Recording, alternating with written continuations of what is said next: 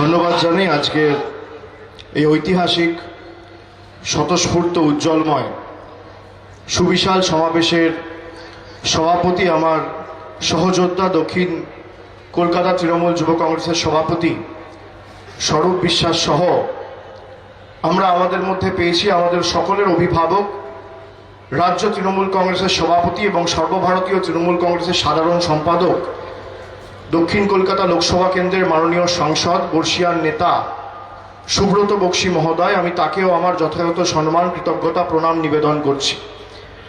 আমাদের মধ্যে উপস্থিত রয়েছে শহরের মহানাগরিক এবং রাজ্যের একাধিক গুরুত্বপূর্ণ দপ্তরের মন্ত্রী মমতা বন্দ্যোপাধ্যায়ের দীর্ঘদিনের সহযোদ্ধা ফিরহাদ হাকিম মহোদয়, আমি তাকেও ধন্যবাদ জানাচ্ছি।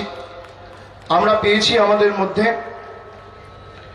ইন্দ্রনীল সেন প্রতিমন্ত্রী রাজ্যের, এবং সুন্দর সঙ্গীতের মাধ্যমে তিনি বেশ কিছুক্ষণ আমাদের মনোরঞ্জন করেছেন, আমি তাকেও ধন্যবাদ জানাচ্ছি। আমি ধন্যবাদ জানাচ্ছি ডক্টর নির্মল মাঝি থেকে শুরু করে সাংসদ শান্তনু সেন সহ দক্ষিণ কলকাতা তৃণমূল কংগ্রেসের সভাপতি সম্মানীয় দেবাশিস কুমার সহ আমরা আমাদের মধ্যে পেয়েছি কেএমসির মাননীয় চেয়ারপারসন মালা রায় সহ বিধাননগর কর্পোরেশনের চেয়ারপারসন রয়েছে সম্মানীয় কৃষ্ণা চক্রবর্তী সহ বৈশানর চট্টোপাধ্যায় দীর্ঘদিনের ছাত্র নেতা আমরা আমাদের মধ্যে পেয়েছি তারক সিং থেকে শুরু করে এমএমআইসি কেএমসির অভিজিৎ মুখার্জি রয়েছে, ইয়াসির থেকে শুরু করে বাবুন বন্দ্যোপাধ্যায় থেকে শুরু করে ৭৩ নম্বর ওয়ার্ডের কাউন্সিলর রতন মালাকার সহ সায়নদেব চট্টোপাধ্যায় রয়েছে, সোহম রয়েছে, রাজ্য তৃণমূল ছাত্র পরিষদের সভাপতি ভাই তৃণাঙ্কুর রয়েছে। আমরা আমাদের মধ্যে পেয়েছি আমার যুব তৃণমূল কংগ্রেসের সহযোদ্ধারা যাদের অপরিসীম তাগিদ দৃঢ়তা এবং এক মাস ধরে যারা খেটে পরিশ্রম করে আজকে আমাদের সভাকে সফল করেছে।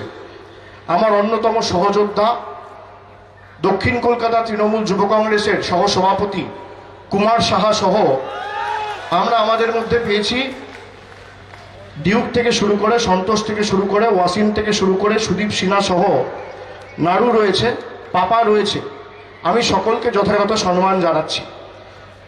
তাপস তরফদার রয়েছে, আমি তাকেও ধন্যবাদ জানাচ্ছি। আমাদের সামনে কলকাতা পুরসভার জনপ্রতিনিধিরা রয়েছে, আমি তাকে ধন্যবাদ জানাচ্ছি। মিডিয়া ফুটেজের সম্মানীয় বিধায়ক আব্দুল খালেক মোল্লা রয়েছে, আমি তাকেও ধন্যবাদ জানাচ্ছি। এবং আপনারা যারা এসে আমাদের এই সভাস্থলকে কার্যত জনসমুদ্রে পরিণত করেছেন, আমার মা ভাই বোনেরা তৃণমূল যুব কংগ্রেস, তৃণমূল ছাত্র পরিষদ, তৃণমূল কংগ্রেস এবং অন্যান্য শাখা সংগঠনের সকল মা ভাই বোনেরা যারা আজকের সভা থেকে অঙ্গীকারবদ্ধ হবেন আগামী দিন নতুন ভারতবর্ষ মমতা বন্দ্যোপাধ্যায়ের নেতৃত্বে গড়তে। এই হাজরা মোড়ের মাটি অনেক আন্দোলনের সাক্ষী রয়েছে। আমরা তাই আজকের এই হাজরা মোড়ের সভা থেকে প্রতিজ্ঞাবদ্ধ হতে চাই, অঙ্গীকারবদ্ধ হতে চাই।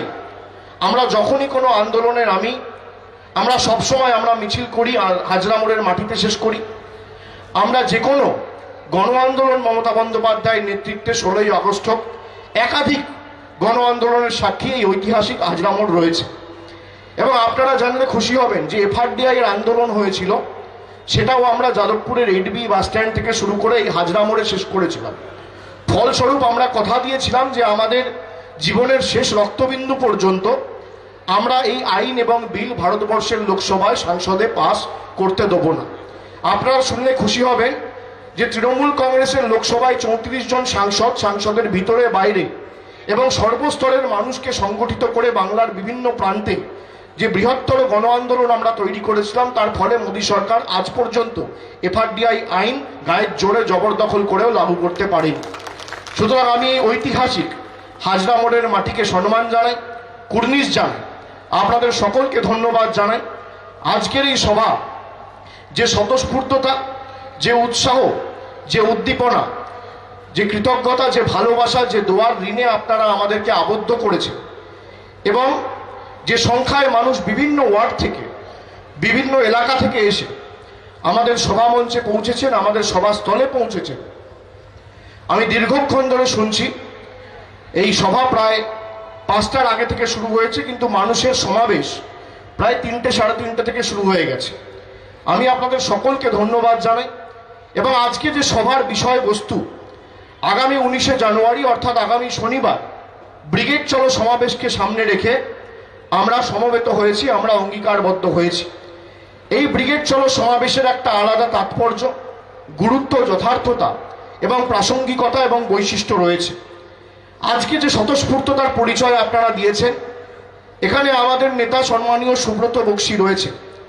আমি বলতে পারি এই ব্রিগেড সমাবেশে বাংলার 23টা জেলা রয়েছে, সেখান থেকে উত্তরবঙ্গ দক্ষিণবঙ্গ মিলিয়ে লক্ষ লক্ষ মানুষ মমতা বন্দ্যোপাধ্যায়ের থেকে দিক নির্দেশিকা নেবে এবং নেত্রীর বক্তব্য শোনার জন্য সশরীরে এসে পৌঁছাবে অনেক বাধা বিপত্তি প্রতিকূলতা পেরিয়ে। কিন্তু আমি গত দুদিন আগে উত্তর কলকাতায় একটি সভা করেছিলাম শ্যামবাজারের পাঁচমাথার মোড়ে। আমি দায়িত্বের সাথে বলতে পারি সবাই আসবে, সকলের স্থান আমরা ব্রিগেডে করব, কিন্তু তৃণমূল যুব কংগ্রেস এবং অন্যান্য শাখা সংগঠনে যা সংগঠন আমরা তৈরি করেছি, আমি আমাদের রাজ্য সভাপতি, আমাদের সর্বভারতীয় তৃণমূল কংগ্রেসের সাধারণ সম্পাদককে আমি দায়িত্বের সাথে কথা দিতে পারি যে আপনি নেত্রীকে আশ্বস্ত করে বলতে পারেন যে অন্যান্য জেলার প্রয়োজন হবে না। দক্ষিণ কলকাতা তৃণমূল যুব কংগ্রেস, ছাত্র পরিষদ, উত্তর কলকাতা তৃণমূল যুব কংগ্রেস একাই ব্রিগেড ভরিয়ে দেবে, এ নিয়ে কোনো সংশয় নেই। এবং যারা মমতা বন্দ্যোপাধ্যায়ের বিরুদ্ধে কুৎসা করছে, অপপ্রচার করছে, বড় বড় হম্বি তম্বি আর হুঙ্কার, আমি বলবো মমতা বন্দ্যোপাধ্যায় দুরস্থ, মাঠে ময়দানে নেমে আগে তৃণমূল ছাত্র পরিষদ আর তৃণমূল যুব কংগ্রেসের সাথে লড়ো, কত ধানে কত চাল আমরা বুঝিয়ে দেব। এবং এই ব্রিগেড সমাবেশে যে বৈশিষ্ট্য, যে গুরুত্ব আমাদের মাথায় রাখতে হবে যে এমন একটা পরিবেশ, এমন একটা সময়কালে, এমন একটা সন্ধিক্ষণে আমাদের নেত্রী ব্রিগেড চলোর ডাক দিয়েছে, যেখানে ভারতবর্ষের স্বৈরাচারী কিছু শক্তি, একনায়কতন্ত্রের কিছু নায়ক আজকে ধ্বংসস্তূপে আমাদের দেশটাকে পরিণত করেছে। আমাদের নেত্রী গত 21শে জুলাই 2018 সালে ধর্মতলার বুক থেকে ব্রিগেড চলো সমাবেশের ডাক দিয়ে ব্রিগেড চলো কর্মসূচির ঘোষণা করেছিল। তার পরবর্তীকালে আমরা আমাদের মতো প্রস্তুতি শুরু করেছি এবং 1 মাস ধরে আমাদের সর্বস্তরের নেতা কর্মীরা তাদের সীমাবদ্ধ ক্ষমতা, এখতিয়ার অনুযায়ী, সামর্থ্য অনুযায়ী বাংলার সর্বস্তরের মানুষকে সংগঠিত করে একটা সর্বকালীন রেকর্ড ব্রিগেডের ময়দানে তৈরি করার চেষ্টা করেছে। কিন্তু আমি বলতে পারি যে আমরা যে শেষ ব্রিগেডটি করেছিলাম, অর্থাৎ 2014 সালের 30শে জানুয়ারি আমাদের নেত্রী ডাক দিয়েছিল ব্রিগেড চলো সমাবেশে, আপাদমস্তক দুর্নীতিগ্রস্ত কংগ্রেস, সাম্প্রদায়িক বিজেপি আর ব্যর্থ অপদার্থ সিপিএমকে ভারত ছাড়া এবং বাংলা ছাড়া করতে। ফলস্বরূপ আমরা দেখেছিলাম বাংলার 42টি আসনের মধ্যে মমতা বন্দ্যোপাধ্যায়ের আশীর্বাদ ধন্য স্নেহধন্য প্রার্থীদের 34টি আসনে বাংলার মানুষ জয়যুক্ত করেছিল। আমরা এমন একটি সন্ধিক্ষণে এবার ব্রিগেড ডেকেছি যেখানে ভারতবর্ষের সব রাজনৈতিক দলকে চোখ দেখিয়ে, আঙ্গুল দেখিয়ে, ধমকিয়ে, চমকিয়ে আজকে বশ্যতা স্বীকার করিয়ে বাড়িতে ঢুকিয়ে রেখেছে। কিন্তু হাজার চেষ্টা করেও মমতা বন্দ্যোপাধ্যায় তৃণমূল কংগ্রেসকে বশ্যতা বা আত্মসমর্পণ করাতে পারেনি। আমাদের দলটা বিশুদ্ধ লোহার মতো হয়েছে, তাকে যত আঘাত করেছে, প্রহার করেছে, সেই দল তত শক্তিশালী হয়েছে। আমাদের কর্মীদের রাস্তায় নেমে প্রতিবাদ এবং আন্দোলনের ভাষা তত তীব্রতর হয়েছে। ওরা ওদের কাজ করবে, আমরা আমাদের কাজ করব। ওরা কুৎসা করেছিল, আমরা 2009 সালে 42-এ 34 হয়েছিলাম। আমাদের নেত্রী এবার 42-এ 42-এর ডাক দিয়েছে। আগামী দিন তৃণমূল কংগ্রেস 42-এ 42 করবে, বাজিমাত হবে আর বিরোধীরা কুপকাত হবে। আজকে আমাদের সভা থেকে মূলত এই অঙ্গীকার আমাদের সকলকে নিতে হবে। আমাদের নেত্রী আমাদের উন্নয়নের নিরিখে কাজ করা শিখিয়েছে, মানুষের পাশে দাঁড়ানোর কথা বারে বারে বলে এসছে। আমরা সিপিএমের মতো নাস্তিক নই, আর ভারতীয় জনতা পার্টির মতো ধর্ম বিক্রি করে বজরংবলী আর রাম দেখিয়ে আমাদের রাজনীতি করতে হয় না। আমরা ধর্মেও নেই, আমরা ধর্মঘটেও নেই, আমরা উন্নয়নে আছি, আমরা মানুষের পাশে আছি। আমরা নিশ্চিতভাবে ধর্ম করব। আমি একজন হিন্দু ধর্মের প্রতিনিধি।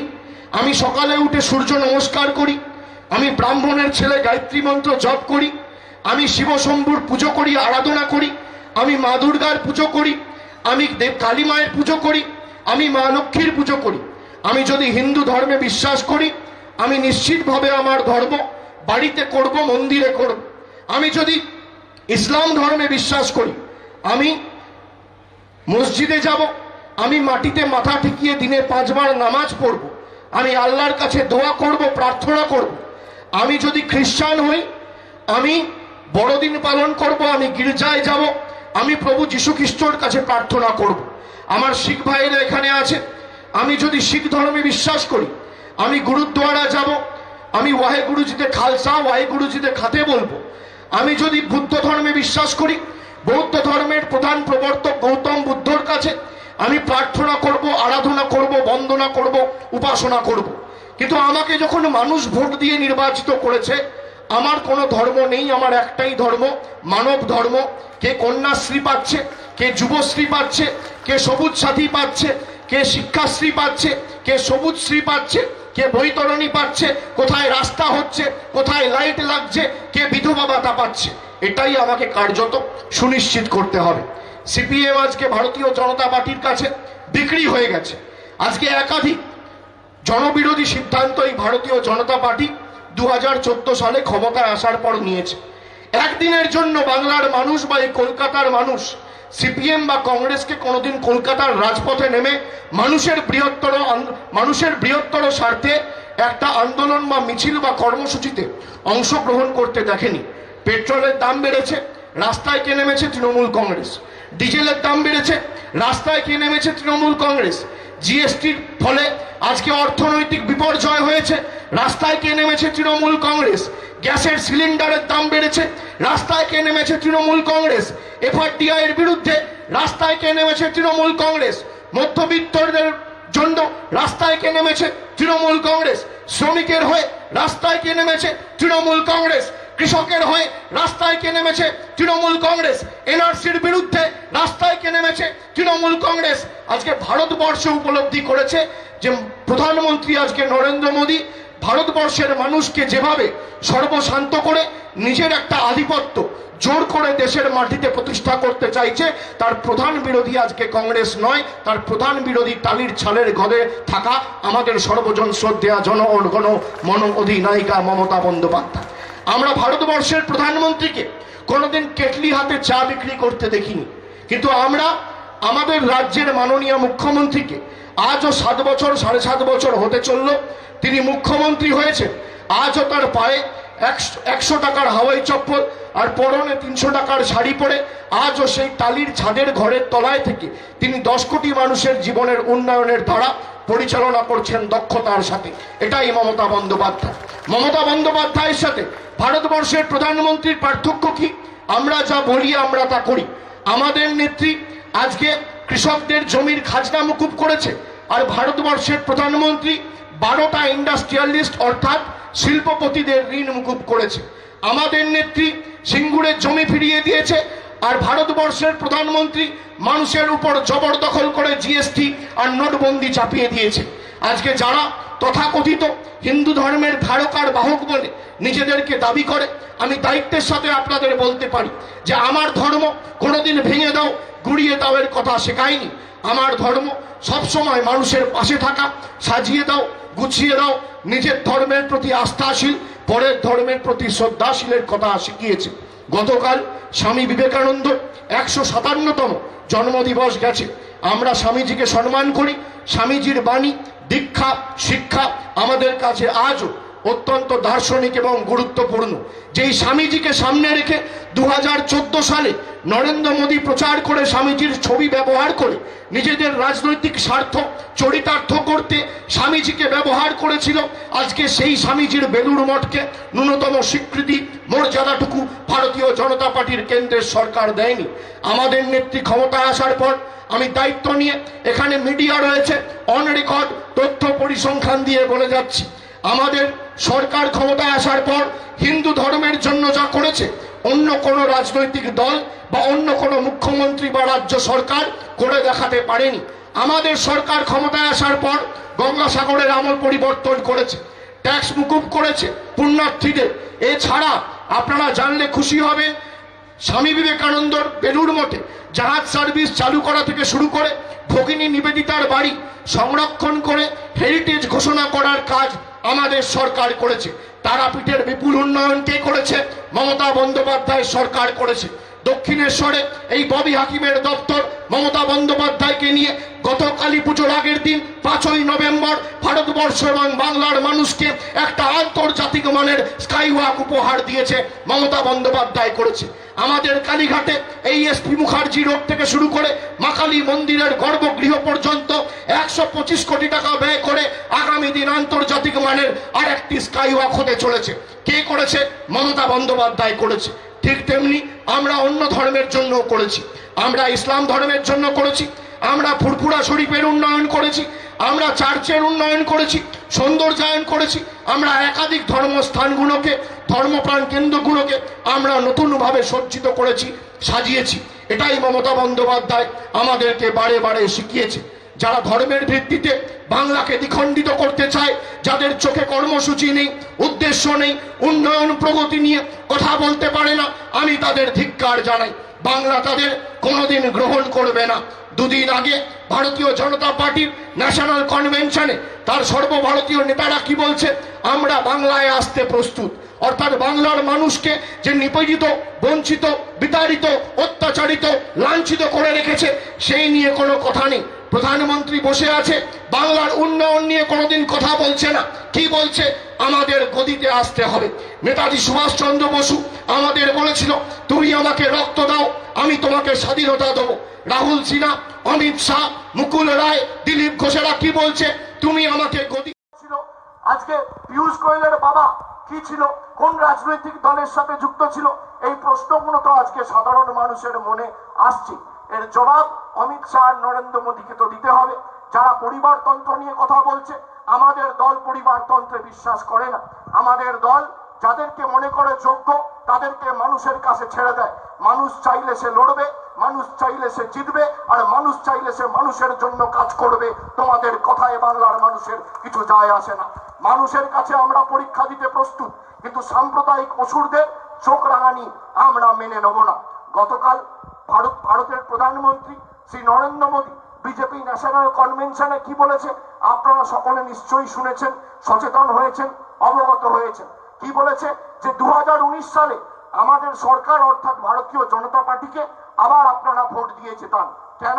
আমাদের সরকার যদি তৈরি হয় তাহলে মজবুত সরকার হবে, আর বিরোধীদের সরকার যদি তৈরি হয় তাহলে মজদুর সরকার তৈরি হবে, মজবুর সরকার তৈরি হবে। অর্থাৎ ভারতীয় জনতা পার্টি যদি একক সংখ্যাগরিষ্ঠতা পায় তাহলে মজবুত, আর যদি অন্যান্য রিজনাল পার্টি মিলে সরকার তৈরি করে তাহলে মজবুর সরকার।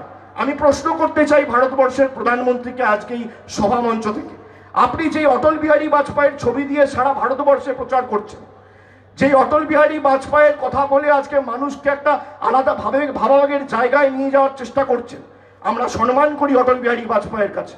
তার কর্ম, তার শিক্ষা, তার দীক্ষা আমাদের সকলের কাছে দার্শনিক। আমি প্রশ্ন করতে চাই, 1999 সালে অটল বিহারী বাজপেয়ীর সরকারটা কি মজবুর ছিল না মজবুত ছিল? আমি প্রশ্ন করতে চাই আপনাকে। জম্মু কাশ্মীরে পিডিপির সাথে হাত মিলিয়ে আপনারা সরকার করেছেন, সেই সরকারটা কি মজবুর ছিল না মজবুত ছিল? বিহারে নীতিশ কুমারের দলের সাথে হাত মিলিয়ে আপনারা অনৈতিকভাবে সরকার করেছেন, এই সরকারটা কি মজবুত না মজবুর? আমি প্রশ্ন করতে চাই আপনাকে, মিজোরামে আপনাদের সরকারটা কি মজবুর না মজবুত? আমি প্রশ্ন করতে চাই আপনাকে, নাগাল্যান্ডে আপনাদের সরকারটা কি মজবুর না মজবুত? মহারাষ্ট্রে শিবসেনার সাথে হাত মিলিয়ে সরকার করেছেন, সরকারটা কি মজবুর না মজবুত? আগে সেই সরকারগুলো ভাবুন, বাংলার মানুষকে জবাব দিন যে সেই সরকারগুলো মজবুর সরকার না সেই সরকারগুলো মজবুত সরকার। তারপর বাংলার মানুষের থেকে আপনি উত্তর আশা করবেন। ভুলভাল কথা বলে মানুষের চোখে ধুলো দিয়ে আর যাই হোক কোনোদিন বাংলা দখল করা যায় না। বাংলা ভাষা জানে না, বাংলা লিখতে জানে না, বাংলা পড়তে জানে না, খালি বড় বড় হুঙ্কার। গত 2014 সাল থেকে আজকে 2019-এ আমরা পা দিয়েছি। এই 4.5 বছরে মে মাসের পর থেকে 17টা রাজনৈতিক দল বিজেপি ছেড়ে বেরিয়ে এসছে। অর্থাৎ বলা বাহুল্য যে অমিত শাহর খাটালে আর কেউ থাকতে চাইছে না, এটা সকলের কাছে প্রমাণিত হয়ে গেছে। আসাম গণ পরিষদ থেকে শুরু করে টিডিএ, টিডিপি, তেলেগু দেশম পার্টি থেকে শুরু করে, শিবসেনা থেকে শুরু করে একাধিক দল বেরিয়ে আসার জন্য চেষ্টা করছে বা বেরিয়ে গেছে। আমরা সেটা সংবাদ মাধ্যমে পড়েছি, দেখেছি। তার কারণ কি? তার কারণ হচ্ছে দুজন মিলে সরকার চালাবে। আমি যা বলবো তাই হবে, আর আমি যা চাইবো তাই হবে। ভাবছো তুমি চাইবে যা পাও, জগৎটাকে তুমি নাচাও, এ ভারতীয় জনতা পার্টি আমাদের দরকার নেই। আমরা দেখেছি যে আপনারা যা কথা দিয়েছিলেন আজকে একটা কথাও পালন করেননি। ভারতের জনতা পার্টির প্রধানমন্ত্রী পদপ্রার্থী 2013-14 সালে নরেন্দ্র মোদী সভা করে বলেছিল আজকে দিন আসবে 2 কোটি বেকারের চাকরি হবে, 15 লক্ষ টাকা করে ভারতবর্ষের প্রত্যেক নাগরিকের ব্যাংক অ্যাকাউন্টে আমরা পৌঁছে দেবো, বাংলাকে টাকা দেবো। কাঁচকলা লবডঙ্কা দিয়েছে, 10 পয়সা বাংলার মানুষকে দেয়নি। আমাদের নেত্রী, আমাদের রাজ্য সরকার, আমাদের মাননীয় মুখ্যমন্ত্রী যে প্রকল্পগুলো মস্তিষ্ক প্রসূত করে বাস্তবায়িত করছে, আজকে প্রধানমন্ত্রী কি বলছে যে আমার নামে প্রকল্পটার নামকরণ করতে হবে। ফসল বীমা যোজনা 80% টাকা আমাদের রাজ্য সরকার দেবে, আর 20% টাকা নরেন্দ্র মোদীর সরকার দেবে। কি বলছে? আমার নামে, কেন্দ্রের নামে আমাদের নামকরণটা করতে হবে। প্রধানমন্ত্রী গ্রাম সড়ক যোজনা 50% টাকা আমাদের সরকার দেবে, আর 50% টাকা ওদের সরকার দেবে। কি বলছে? প্রধানমন্ত্রীর নামে নামকরণ করতে হবে। আমাদের নেত্রী বলেছে তোমাদের টাকাও লাগবে না, আর তোমাদের নামেও কোনো প্রকল্প হবে না, বাংলা টাকা দেবে আর বাংলার নামে নামকরণ হবে। ভারতবর্ষের অন্যান্য রাজ্য টাকা দিয়ে গেরুয়া হতে পারে, কিন্তু মমতা বন্দ্যোপাধ্যায়ের নেতৃত্বে কোনোদিন বাংলার মানুষ বা ভারতবর্ষের পশ্চিমবাংলা কোনোদিন আমরা টাকার বিনিময়ে আত্মসমর্পণ করব না, আর টাকার বিনিময়ে কোনোদিনে মাটি গেরুয়াও হবে না, এ বিশ্বাস আমি করি। আমি বিশ্বাস করি আজকে নেতাজি আমাদের যে কথা শিখিয়েছে, স্বামী বিবেকানন্দ আমাদের যে দীক্ষা দিয়েছে, আমাদের সে দীক্ষায় নিজেদেরকে পরিচালিত নিয়োজিত করে আমাদের আগামী দিন নতুন এক ভারত তৈরি করার স্বপ্ন দেখতে হবে। ভারতীয় জনতা পার্টি অনেক বড় রাজনৈতিক দল, অনেক অর্থ তাদের কাছে রয়েছে, কিন্তু আমাদের কাছে অর্থ নেই, আমাদের কাছে মানুষের সমর্থন রয়েছে, আমাদের কাছে মানুষের বুক ভরা আবেগ, ভালোবাসা, আকাঙ্ক্ষা রয়েছে। আর ইতিহাস সাক্ষী আছে, অর্থ আর আবেগের মধ্যে যখনই যুদ্ধ হয়েছে, আবেগ সবসময় অর্থকে পরাজিত করেছে, কোনোদিন আবেগকে ছাপিয়ে অর্থ জিততে পারেনি। তাই মমতা বন্দ্যোপাধ্যায়ের নেতৃত্বে আগামী দিন দিল্লির বুকে একটা নতুন সূর্যোদয় হতে চলেছে, এটা বলার কোনো অবকাশ নেই। আমাদের নেত্রী, আমাদের গর্বও হয়, আবার দুঃখও হয়। দুঃখ কেন? মমতা বন্দ্যোপাধ্যায়ের উপর আগে শুধু আমাদের অধিকার ছিল, এখন মমতা বন্দ্যোপাধ্যায় শুধু 10 কোটি মানুষের মুক্তি সূর্য নয়, মমতা বন্দ্যোপাধ্যায় বাংলার 10 কোটি মানুষের নয়নের মণি নয়, মমতা বন্দ্যোপাধ্যায় ভারতবর্ষের 130 কোটি মানুষের নয়নের মণি, দেশ নেতৃত্বে পরিণত হয়েছে। সেই মমতা বন্দ্যোপাধ্যায়ের কথা শুনতে, মমতা বন্দ্যোপাধ্যায়ের হাত শক্ত করতে দিল্লির আম আদমি পার্টির অরবিন্দ কেজরিওয়াল যেমন আগামী 19 তারিখ ব্রিগেড প্যারেড গ্রাউন্ডে আসবে, সেই মমতা বন্দ্যোপাধ্যায়ের হাত শক্ত করতে তামিলনাড়ুর ডিএমকে এমকে স্ট্যালিন আসবে, জম্মু কাশ্মীরের ওমর আবদুল্লাহ, ফারুক আবদুল্লাহ আসবে, শরদ পাওয়ার আসবে, শরদ যাদব আসবে, ইউপির সমাজবাদী পার্টির অখিলেশ যাদব আসবে, বিহারের তেজস্বী যাদব আসবে, যশবন্ত সিনহা আসবে।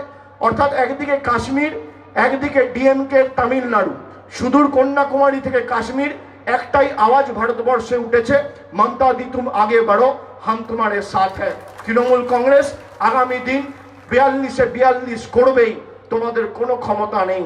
থমকে চমকে আর ভোটটা বাই সিবিআই করবে না, ভোটটা ইডি করবে না, ভোটটা করবে বাংলার খেটে খাওয়া সাধারণ মানুষ, রাজনৈতিক দলের কর্মীরা। তারা কি করে ভোট করতে হয় জানে, এবং সারা বছর যারা মানুষের পাশে থাকে, নিজেদেরকে বিভিন্নভাবে মানুষের পাশে থেকে কর্মসূচিতে অংশগ্রহণ নিয়ে মানুষকে বিপদে আপদে সাহায্য করে, তাদেরকে রাজনৈতিকভাবে প্রতিষ্ঠা করতে হয় না ভোটের সময়। তৃণমূল কংগ্রেস শুধুমাত্র সকাল সকাল ভোট দিন, জোড়া ফুলে ভোট দিনের রাজনীতি করে না। তৃণমূল কংগ্রেস সারা বছর মানুষের পাশে থাকে। তৃণমূল কংগ্রেস খেলায় আছে, তৃণমূল কংগ্রেস মেলায় আছে, তৃণমূল কংগ্রেস ছটে আছে, তৃণমূল কংগ্রেস ঘাটে আছে, তৃণমূল কংগ্রেস মানুষের পাশে আছে, তৃণমূল কংগ্রেস সাংস্কৃতিক অনুষ্ঠানে আছে, তৃণমূল কংগ্রেস ব্লাড ডোনেশনে আছে, তৃণমূল কংগ্রেস বস্ত্র বিতরণে আছে, তৃণমূল কংগ্রেস সম্বর্ধনা অনুষ্ঠানে আছে। আমরা রক্ত দান করি আর ওরা রক্তপাতে বিশ্বাস করে। আমরা বস্ত্র বিতরণ করি, ওরা বস্ত্র হরণে বিশ্বাস করে। ওদের সাথে আমাদের এটাই পার্থক্য। ভারতীয় জনতা পার্টির রাজনীতিটা বাবরি নিয়ে, আর তৃণমূল কংগ্রেসের রাজনীতিটা চাকরি নিয়ে। ভারতীয় জনতা পার্টির রাজনীতিটা অস্ত্র নিয়ে, আমাদের রাজনীতিটা বস্ত্র নিয়ে। ভারতীয় জনতা পার্টির রাজনীতিটা জাত নিয়ে, আমাদের রাজনীতিটা ভাত নিয়ে। আমাদের রাজনীতি কর্মসংস্থান নিয়ে, আর তাদের রাজনীতি কবরস্থান নিয়ে। এটাই হচ্ছে তাদের আর আমাদের মধ্যে পার্থক্য। আমাদের নেত্রী আমাদের যে নির্দেশিকা আগামী দিন দেবে, আমরা অক্ষরে অক্ষরে পালন করব, এবং আমরা সেই নির্দেশিকা পালন করার জন্য তৈরি। যদি কেউ ভাবে আজকে তৃণমূল কংগ্রেসকে একজন আবর্জনা যাকে আমরা বার করে দিচ্ছি তাকে মাথায় নিয়ে প্রতিষ্ঠা করছে ভারতীয় জনতা পার্টি, আমি আবার বলছি, যারা ভাবছে যে মমতা বন্দ্যোপাধ্যায় ছাড়া আমি বিশাল বড় নেতা, মাথার পাশ থেকে যদি ছবিটা যায় আমরা এখানে যারা আছি কোনো অস্তিত্ব থাকবে না, এটা তারা উপলব্ধি করে না। বাংলার মানুষ এই ছবিটা আর জোড়া ফুল চিহ্নে ভোট দেয়, কোনো অন্য মুখ দেখে ভোট দেয় না। আর যারা বড় বড় কথা বলছে, নারদার প্রধান অভিযুক্ত আজকে কি ভারতীয় জনতা পার্টির রাজ্য নেতা, সারদার অভিযুক্ত আজকে ভারতীয় জনতা পার্টির রাজ্য নেতা।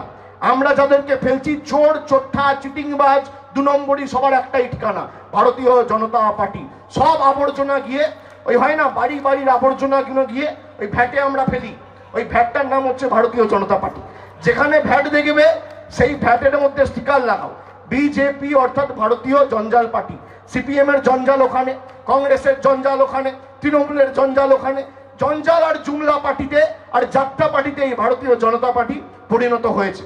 আর বড় বড় কথা, আমরা 15টা রাজ্যে রয়েছি, আমরা এই করব, আমরা তাই করব।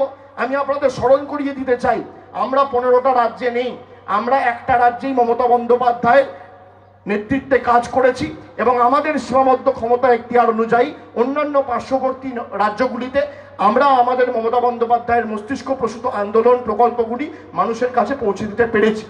কিন্তু মাথায় রাখবেন, মাটির নিচে পায়ের তলায় থাকা দুব্বা ঘাসটা দিয়েই পুজো হয়, আকাশে উঁকি মারা তাল গাছটার কোনো ইম্পর্টেন্স থাকে না, তার কোনো গুরুত্ব নেই। সুতরাং আমরা ঘাসের দল, যত কাটবি তত বাড়বো, কেটে কোনোদিন শেষ করতে পারবে না তৃণমূল কংগ্রেসকে। আগামী দিন আমাদের এইভাবে ঐক্যবদ্ধ থেকে মমতা বন্দ্যোপাধ্যায়ের আদর্শকে সর্বস্তরের মানুষকে সংগঠিত করে ভারতবর্ষের বুকে আমরা প্রতিষ্ঠা করব, এবং ব্রিগেড প্যারেড গ্রাউন্ডসে আমাদের দক্ষিণ কলকাতা, উত্তর কলকাতা সর্বস্তরের সংগঠনের ফ্রন্টাল অর্গানাইজেশনের যারা দায়িত্বে থাকবে, আমি তাদের অনুরোধ করব, এখনো আমাদের কাছে 4-5 দিন সময় রয়েছে। আগামীকাল মকর সংক্রান্তির আগাম শুভেচ্ছা আপনাদের সকলকে। গঙ্গাসাগর যারা যাবেন তাদেরকে আমি শুভেচ্ছা জানাচ্ছি, মকর সংক্রান্তির আগাম শুভেচ্ছা। সকলে ভালো থাকবেন, সুস্থ থাকবেন, এবং আগামী 19 তারিখ পায়ে পায়ে উড়িয়ে ধুলো শ্রমিক কৃষক ব্রিগেড চলো। ডাক দিয়েছে মমতা, ব্রিগেড যাবে জনতা। ডাক দিয়েছে মমতা, ব্রিগেড চলো জনতা। ডাক দিয়েছে মমতা, ব্রিগেড ভরাবে জনতা। আগামী 19 তারিখ পায়ে পায়ে উড়িয়ে ধুলো, 19শে জানুয়ারি ব্রিগেড চলো। বিজেপি সাম্প্রদায়িক সরকারকে উপড়ে ফেলো, 19শে জানুয়ারি ব্রিগেড চলো। কন্যাশ্রী তুমিও বলো, 19শে জানুয়ারি ব্রিগেড চলো। সবুজ সাথী তুমিও বলো, 19শে জানুয়ারি ব্রিগেড চলো। শিশু সাথী তুমিও বলো, 19শে জানুয়ারি ব্রিগেড চলো। গীতাঞ্জলি তুমিও বলো, 19শে জানুয়ারি ব্রিগেড চলো। মোদীকে উপড়ে ফেলো, 19শে জানুয়ারি ব্রিগেড চলো। ডাক দিয়েছে জননেত্রী মমতা, ব্রিগেড যাবে জনতা। আপনাদের সকলকে আরেকবার ধন্যবাদ, প্রণাম, কৃতজ্ঞতা, অভিনন্দন, শ্রদ্ধা জানিয়ে আমি আমার বক্তব্য এখানে শেষ করলাম। ভালো থাকবেন, সুস্থ থাকবেন। জয় হিন্দ, বন্দে মাতরম। তৃণমূল কংগ্রেস জিন্দাবাদ, মমতা বন্দ্যোপাধ্যায় জিন্দাবাদ, তৃণমূল যুব কংগ্রেস জিন্দাবাদ।